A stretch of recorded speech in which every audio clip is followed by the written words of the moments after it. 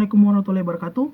Perkenalkan, nama saya Muhammad Rizwanda Imawan. Saya berasal dari Fakultas Kesehatan Masyarakat Universitas Tadulako Angkatan 18. Stambuk saya P1011897.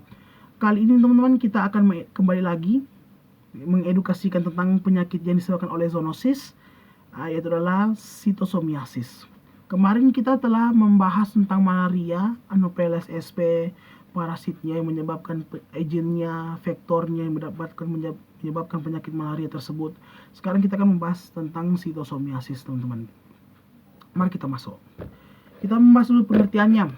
Sitosomiasis itu atau juga bisa disebut bilharzia adalah suatu penyakit yang disebabkan oleh parasit cacing Cytosoma sp yang dapat hidup di daerah subtropis, tropis, dan dapat ditemukan di Afrika dan Asia Tenggara. Sedangkan di Asia sendiri ada di Indonesia, khususnya di Kabupaten Poso, Kecamatan Lorelindu, daerah Lembanapu, Provinsi Sulawesi Tengah. Dan ada 3 jenis, teman-teman. Di seluruh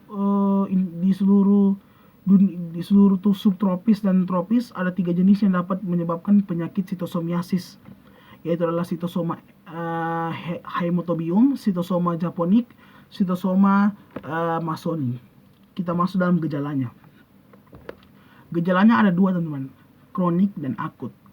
Kalau kronik, dia akan menyerang menginfeksi saluran pembuluh darah kita.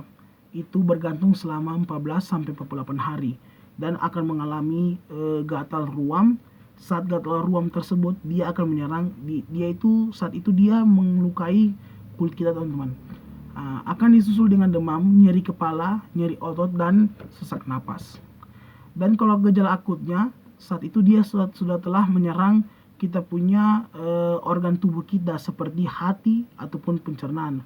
Dan apabila dia menyerangnya, kita akan mengalami gejala diare, pendarahan pada tinja, fibrosis pada hati, tekanan darah pada setiap pembuluh darah di sistem pencernaan kita, teman-teman. Kita masuk dalam epidemiologinya.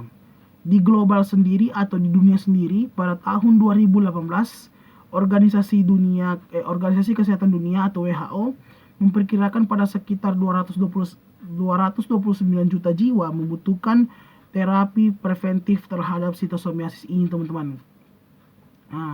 Dan dilaporkan ada dan yang transmisinya itu telah dilaporkan ada 78 negara dan 70 juta jiwa anak-anak yang telah terinfeksi dan 18 juta jiwa orang dewasa yang telah terinfeksi.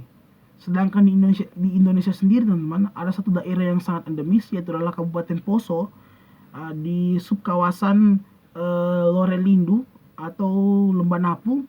Itu prevalensi di daerah tersebut sekitar 0,17% hingga 1,15%, teman-teman. Kita masuk ke dalam etiologinya. Tadi kan sudah kita bahas pengertiannya. Kan dia disebabkan oleh penyakit cacing parasit, itu agennya. Sedangkan vektornya sendiri, teman-teman, itu adalah siput atau keong. Kalau nyamuk malaria itu kan disebabkan oleh nyamuk Anopheles sp. Sedangkan kalau sitosomiasis dia divektori oleh satu jenis siput atau keong, yaitu adalah OH lionensis, atau juga disebut Onsomelania hupensis lionensis atau OH lionensis disingkat itu, yang dapat hidup di tropis di dalam air. Dan hanya ada 3 jenis yang dapat menyebabkan sitosomiasis, teman-teman. Yang saya sebutkan tadi adalah haemotobium, japonik, dan masoni. Kita masuk ke dalam riwayat alamiah penyakitnya, teman-teman. Mula-mula parasitnya itu akan melakukan substrat terhadap manusia di kulit. Dia akan melukai kulit kita dan masuk ke dalam tubuh. Setelah itu dia akan menembus kulit dan masuk ke dalam pembuluh darah hingga menyerang organ tubuh kita, teman-teman. Saat dia masuk dalam organ tubuh kita, saat itu dia tinggal di situ dewasa, berkembang biak, kawin, dan tinggal selamanya, dan bersifat simbiosis parasitisme. Seperti itu, teman-teman. Kita masuk dalam faktor resikonya. Penyakit ini disebabkan oleh parasit cacing yang ada di dalam air yang terkontaminasi. Apabila kita berkontak langsung pada air yang telah terkontaminasi, teman-teman. seperti kita selalu mencuci di daerah air yang terkontaminasi, mandi, itu kan kita tidak tahu.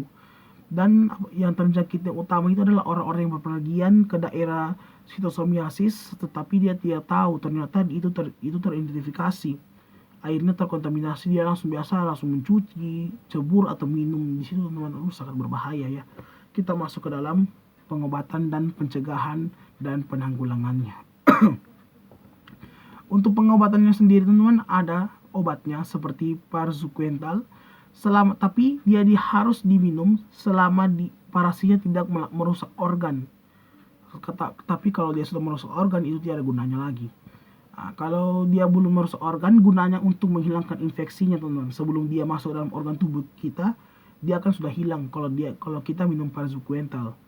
Untuk vaksin atau obat yang menghilangkan parasitnya itu belum ada, teman-teman. Tetapi kita menggunakan dengan cara preventif untuk mencegah.